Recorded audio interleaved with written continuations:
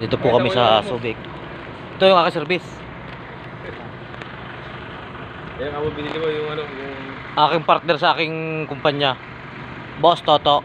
Yan ito ang bibili natin ngayon. Yate, pakita mo yung yate bibilin mo. Ito bago kong bibilin ngayon. Yan, nakita nyo yan. Yan. Hindi po kami mayabang. Sasabi lang kami ng totoo. Shout out, man! Welcome to my vlog. Ang aking co-owner. Kita nyo yung aming mga sasakyan. Yan, oh. Yan. I'm here in Subic.